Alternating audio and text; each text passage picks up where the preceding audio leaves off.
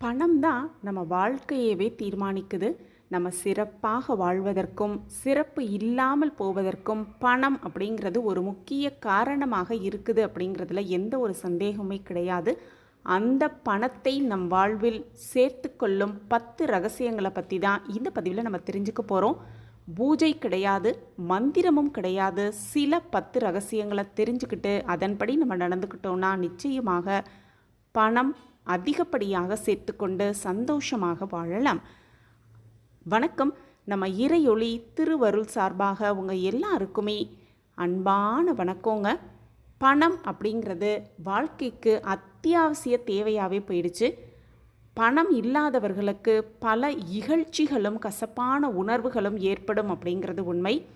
இப்படி பணத்தை அதிகமாக அளவு சேர்த்து வைப்பதற்கும் சேர்த்து வைக்காமல் போவதற்கும் அவங்களுடைய எண்ணங்கள் தான் காரணமாக இருக்குது அப்படிங்கிறத முதல்ல நம்ம தெரிஞ்சுக்கணும். பணம் சேருவதற்கு பரிகாரம் செய்வது, பூஜைகள் செய்வது, மந்திரங்கள் சொல்வது, இந்த மாதிரி விஷயங்களில் ஈடுபடாமல் நாம் சில ரகசிய வழிமுறைகளை தெரிஞ்சுக்கிட்டாலே போதும். அந்த பணத்தை எப்படி ஈர்த்து கொள்ளலாம் அப்படிங்கிறத நம்ம பொதுவாகவே தெரிஞ்சுக்கலாம். அதை பற்றி தான் பணத்தை சேர்க்கும் ரகசியம் என்னென்ன அப்படிங்கிறத இப்போ நம்ம ஒவ்வொன்றா தெரிஞ்சுக்கலாம். முதலாவதாக பணம் சேர்த்து கொள்வதற்கு நம்ம என்னென்ன பண்ணணும் அப்படிங்கிறத ஒவ்வொன்றா தெரிஞ்சுக்கலாம். நம்ம வாழ்க்கையில் என்ன தான் நடந்தாலும், எப்படியாப்பட்ட சூழ்நிலையில் நம்ம சிக்கி தவிச்சுக்கிட்டு இருந்தாலும் மனதை எப்போவுமே நிதானமாக ஒரு நிலையான மனதோடு இருக்கணும்.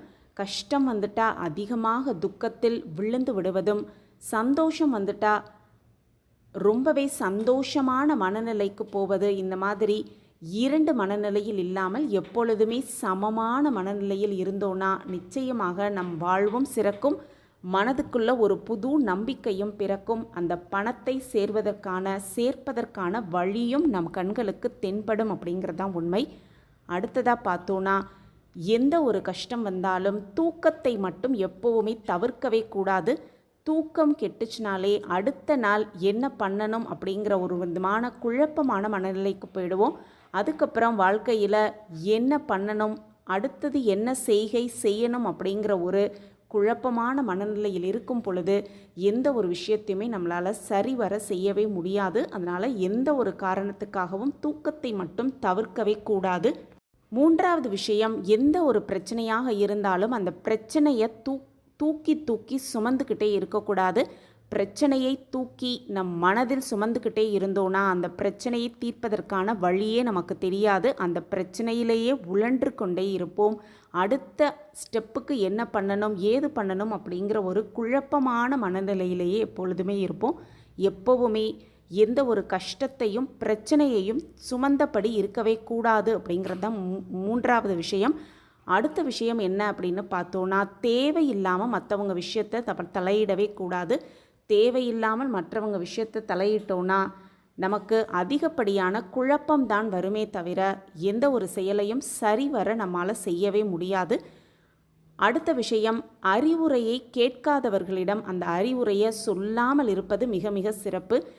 அடுத்ததாக பார்த்தோன்னா, நம்ம மனதிற்கு எது பிடித்ததோ அதை மட்டுமே செய்ய பழகலாம். பிடிக்காத விஷயத்தில் தேவையில்லாமல் உள்ளே நுழைந்து அதில் வரும் சங்கடங்களை எதிர்கொள்ளாமல் இருப்பது மிக மிக சிறப்பு.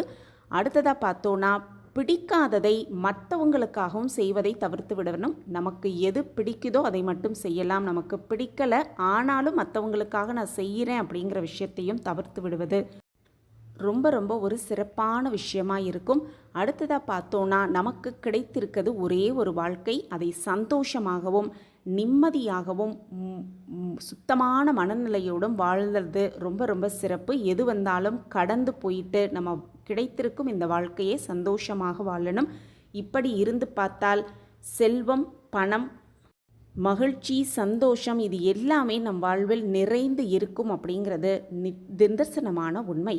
இந்த பதிவு உங்களுக்கு பயனுள்ள பதிவாக இருக்கும் அப்படின்னு நான் நம்புகிறேன். மீண்டும் ஒரு புதிய பதிவில் பார்க்கலாம். நன்றி, வணக்கம்.